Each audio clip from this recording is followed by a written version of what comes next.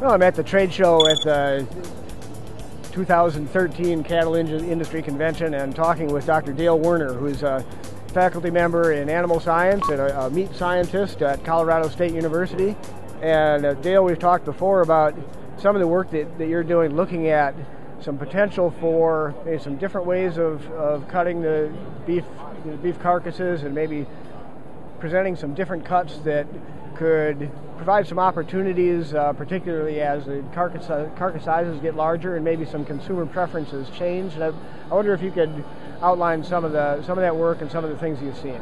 Yeah, certainly, John. We do have an industry that is growing, at least in the way of the weight of the carcasses that we're producing in our beef industry. This presents some challenges, but also some opportunities. But most importantly, we're having to fit our consumer desires, our consumer needs, in the way of portion sizing in regard to that. Of course, we want to maintain tenderness and flavor and juiciness that we desire in our beef products, but perhaps the most alarming to our consumers is how large the steaks are becoming, particularly middle meats, ribeyes, strip loins, sirloins, not so much tenderloins, but those other middle meats. And so we have to get creative, if you will, in the way that we fabricate those. This is not something that's necessarily new, but it is something that is becoming even more pertinent, more important as the cattle do grow larger. You know, in the last National Beef Quality Audit, carcass weight on average was over 830 pounds. That's quite a large animal, even in comparison to 10 years ago.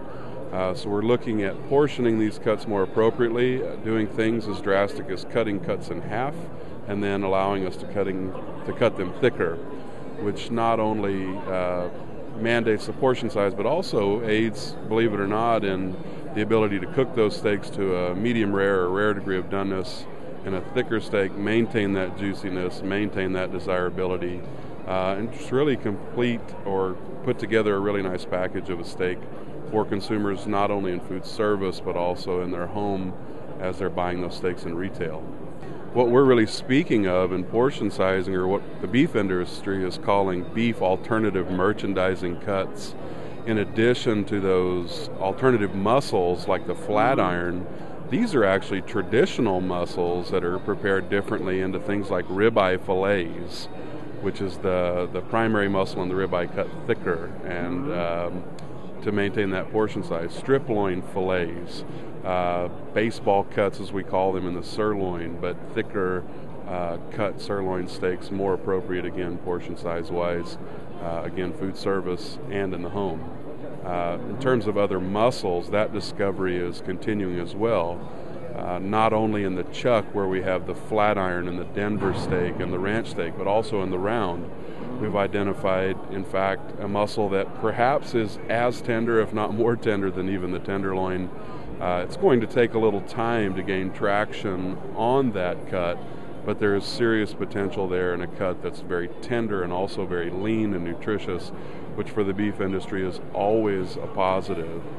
Also in innovation discussions, we're talking about breaking the carcass differently to offer different merchandising opportunities, again for the rib and the chuck, and even export items like short ribs, both from the chuck and the rib. So it's a really exciting time that would require some change, but I think offers only positives really for our industry.